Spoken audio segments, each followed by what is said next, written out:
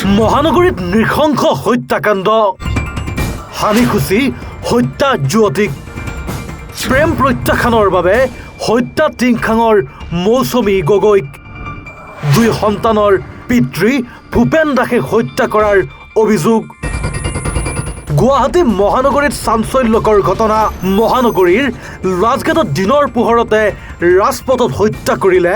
যুৱতীক প্ৰেম প্ৰত্যাখ্যানৰ বাবে ৰাজপথত চুৰিৰে হানি খুচি প্ৰাণ কাঢ়িলে টিংখাঙৰ মৌচুমী গগৈৰ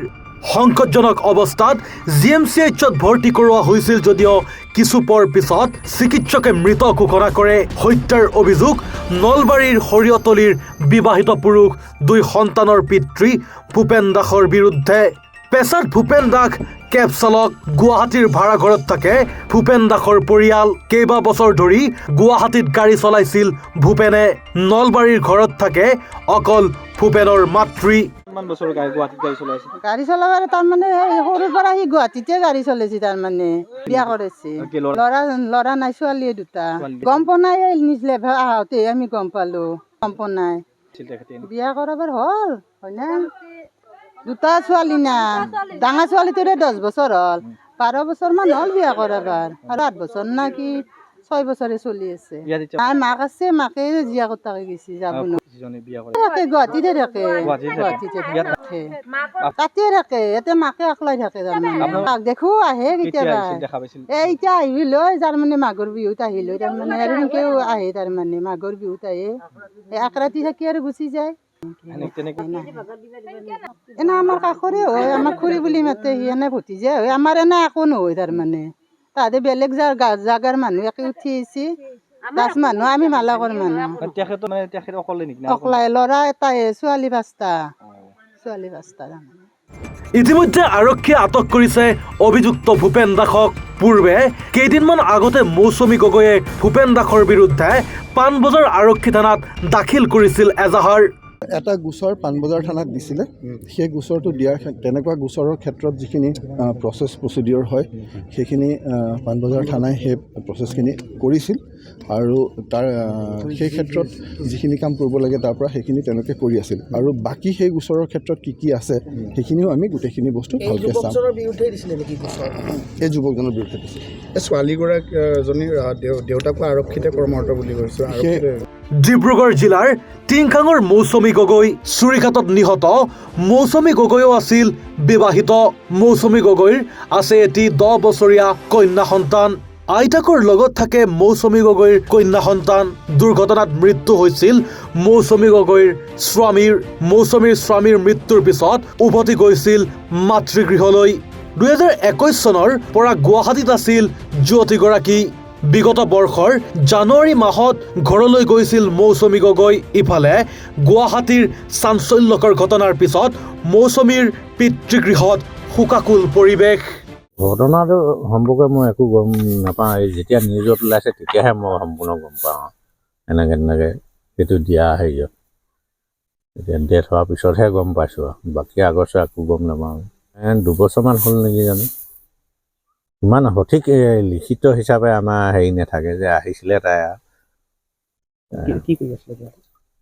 এতিয়া কি এনজিঅ'ত কাম কৰি আছিলোঁ কি এনজিঅ'ত কাম কৰি আছে সেইটো আমাক ইমান বিশেষ নজনাই আহিছিলে এতিয়া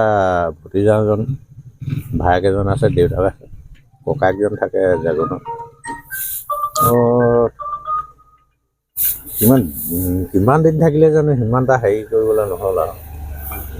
থাকিব ছোৱালী কিন্তু কেইবছৰ হ'ল জানো ময়ো নাজানো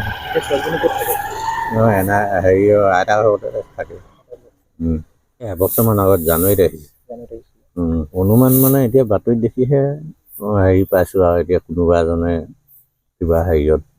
ধৰা পৰিছে বোলে এতিয়া যদি এইটো দোষীক শাস্তি দিব লাগে আৰু মোৰ পিনৰ পৰা সেইটোৱে কৈছোঁ তাই মানে 21 লাষ্টৰ প্ৰায় বুলি ক'ব পাৰি গুৱাহাটীত পূৰবী বুলি এগৰাকী মানে লগৰ মই বাৰেকৰ নিচিনা তাই মাতি পঠাইছিলে ঘৰত থকাতকৈ গুৱাহাটীলৈ গুচি আহিলে মোৰ লগতে থাকিবি কাম বন কৰিবি তেনেকৈ বুলি পঠিয়াই দিয়াহে মই কিন্তু এবাৰো গুৱাহাটীলৈ যোৱা নহ'ল ক'ত কি কৰিছে কি নাই কৰা মই সেইবোৰ বিশেষকৈ নাজানো মাত্ৰ গুৱাহাটীত আছে বুলি জানো। পৰবীৰ লগতে কিছুদিন আছিলে, তাৰপিছত এতিয়া পৰবীৰ নাম লগ আজি বেছি দিন হোৱা নাই, 15 দিনমান হৈছে নেকি, যে মোৰ ওচৰৰ পৰা তাই গুচি গ'ল, বেলেগ ৰুমত ৰুম ল'লে আৰু বেলেগকৈ থাকে, তেনেকৈ বুলিহে মোক জনাইছে। বিশেষ কি হ'ল কি নাই মই এতিয়া নাজানো, ক'ব নোৱাৰোঁ। আপুনি ঘটনা কি বুলি গম পায় এতিয়া? মই ডাঙৰটোৰ মুখত শুনিছোঁ, জাগুনৰ পৰা ফোন কৰিছে ডাঙৰটোৱে যে ননৰ এক্সিডেণ্ট হ'ল, কিমান কি এক্সিডেণ্ট নাজানো, গতিকে অলপ হেৰি নেকি, অলপ চিৰিয়াছেই নেকি, তেনেকৈ বুলি ক'লে মানে। সেইবুলি কৈছে যে আমি গধূলি সময়ত চোবা মানে টিকেট কাটি লৈ ভাইটিৰ লগত দুয়োটাই আমি গধূলি সময়তে ৰাওনা কৰিম গুৱাহাটী, তেনেকৈ বুলি ক'লে। এতিয়া সৰুটো নাই, এতিয়া আহিব অলপ সময়ত পিছতে পাবহি। তাৰপিছতে ঘৰত বৰ্তমান মই অকলে আছোঁ, এতিয়া ঘৰত নাই কোনো। ডাঙৰটো যাব আৰু সৰুটো যাব, সিহঁতি দুটাই যাব। এটা ভায়েক হয়, এটা ককাই হয়। কি কৰি আছিলে তাই গুৱাহাটীত, গম পাই নেকি? গুৱাহাটীত বিশেষকৈ মই একো নাজানো। আজি ইমানেই হ'ল যদি মই এদিনো নগ'লোঁ। মাতি আছিলে প্ৰায়, মই অকলীয়াৰ কাৰণে মই বোলো যাব নোৱাৰোঁ, গতিকে আজিলৈকে যোৱা নহ'ল। কি কৰিছিলে কি নাই তাইহে জানিব। তাইৰ লগত আজি ধৰ দুদিনৰ আগতে তাই ফোন কৰিছিলে, মোলৈ ফোন কৰি ক'লে যে পইচা পাতি কিবা দৰকাৰ হৈছে যদি ক'বি বোলো, এইকেইদিনতে পঠিয়াই দিম। মই ক'লোঁ যে মোৰ ডিব্ৰুগড় মেডিকেল যাব লাগে, চকুৰ অলপ অসুবিধা হৈছে, গতিকে চকুকেইটা দেখাবৰ কাৰণে যদি পাৰ দিবি 2-4 হাজাৰ টকা, তেনেকৈ বুলি কৈছিলোঁ। কিন্তু আজি কাইলৈৰ ভিতৰতে দিয়া কথা আছিলে। এতিয়া লাষ্ট এতিয়া কি হৈছে কি নাই মই বিশেষকৈ নাজানো, এতিয়া খবৰ পাইছোঁ। Bureau report, any Bharat 24।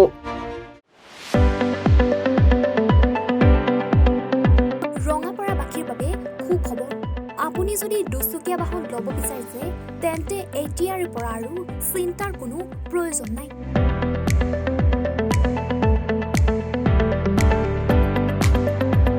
আপুনিও আহিব পাৰে DBP এছ'চিয়েটলৈ, Bajaj two wheeler dealer.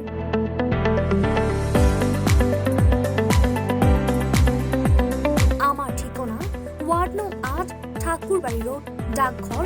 Rangapara, জিলা শোণিতপুৰ।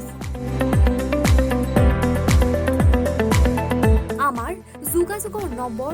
9435707133, 9707967285285।